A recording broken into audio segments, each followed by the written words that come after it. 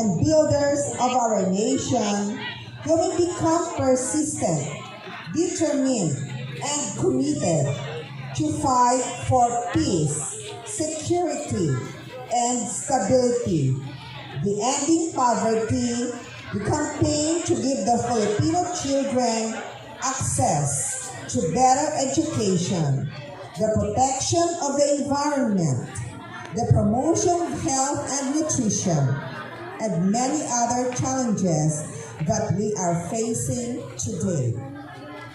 To the parents and academic community, let this milestone remind us of the indispensable role of education in charting the course of our youth future and harnessing the potential to become outstanding individuals.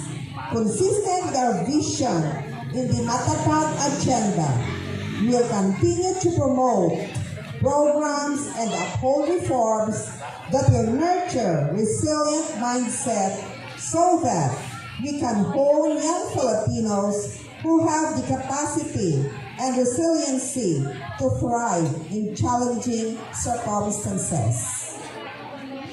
The grit and resilience of Filipino learners amid the difficulties of everyday life will continue to inspire us and empower us in building an education system that responds to changes of our time. Through an inclusive education that is forged by a positive learning environment, I am optimistic that we can continue to produce competent young citizens like you who help steer our nation's path to sustainable environment. Together with our academic partners in all education levels, let us remain committed to promoting our youth's strong sense of nationalism so they can be part of productive and responsible citizenry that will help chart the path of our nation's growth. To pursue your ambitions with zeal, persistence, and excellence, and use it to magsimika, abutin ang ating layunin. Bansang makabata, batang makabansa, lahat para sa Diyos, sa bayan, at sa pamilyang Pilipino. For the resilience they have shown over the trials we collectively face as one Department of Education. The graduation completion ceremony is proof that we have lived with years of K-12 graduates molded through a resilience educational foundation. We will continue to brave the odds just to better education delivery in the schools division of Iloilo because we are inspired by the magnanimous dreams of our Ilonggo learners. The benevolent support of our parents and other stakeholders and the unparalleled service of our teachers and other school personnel. To all the parents and stakeholders, may you continue to take care of these young children through your generous provisions as they strive to realize their full potentials. Let's continue to nurture them with our unconditional love. To the strong faculty and staff force of different schools in the Division of Iloilo, know that I always appreciate your effort in ensuring that we deliver a collective institution. Your dedication and hard work are incomparable. Teachers, schools administration headed by teachers in charge, Sir Daito, Schools District Supervisor Dr. Shelby C. Kilantang, to our Confirmation Officer Mrs. Cynthia D. Palabica, Principal 1 of TV Elementary School, our inspirational speaker, Ms. Pia Grace M. Sazon, the officers, visitors, ladies and gentlemen, a pleasant morning. I am honored to stand here today as we celebrate our graduation from elementary school. This is a momentous occasion and I want to take a moment to thank all of the people who helped us get here. First, I want to thank our teachers. To Ms. Glenda Y. Bayubing, our advisor who is very supportive to us. To Ms. Jennifer Dimasuay, who molded her hidden talent into reality, especially in dancing. Ms. Berly B. Mundina, our home economic teacher, who taught us how the basic of home life. Ms. Josa Prudente, our English and Filipino teacher, who deliver a lively and full of energy lesson every day.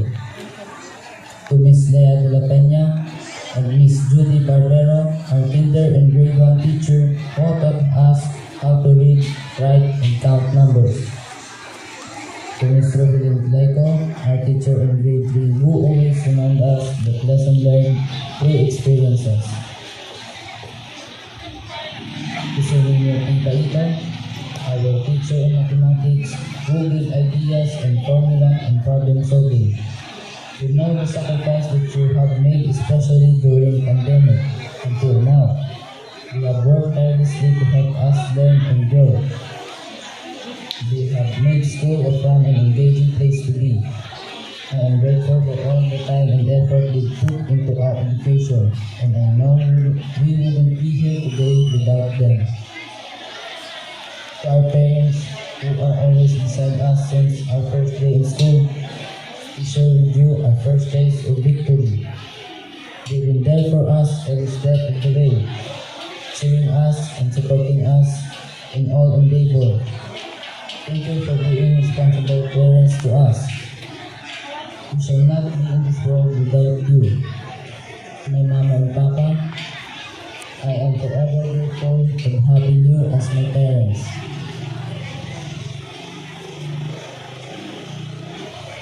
God, thank you so much for being with me on this special day. It's gonna be your first time to attend a graduation day or any recognition. Since when we start in school, our sacrifice has been paid off, and your presence makes me feel so lucky, happy, and proud.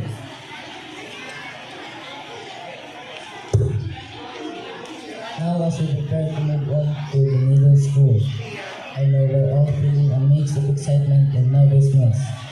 There are so many opportunities waiting for us, from new classes and clubs to new friends and experiences. It's an exciting time and I can't wait what to see the future. Finally, I want to congratulate my fellow graduates. We have worked hard to get here and we should be proud of all we have accomplished. I know we will continue to do great things in the years to come, and I wish you all the best as we move on to the next chapter of our lives. Once again, thank you and congratulations. Mabuhay! Thank you and congratulations also, Delmark, and to all of you. At this moment, may I request the graduates to please stand for the pledge of loyalty to be led by our Larabel Amparo with honors.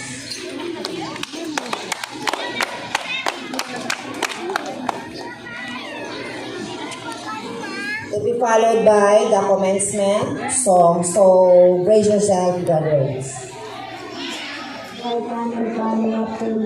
We, the graduating class of Balansawan Elementary School 2022-2023.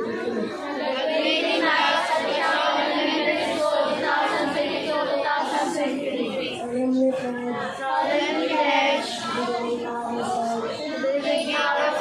the noble duty of using our knowledge and trainings for further development and improvement to our community. So help us God.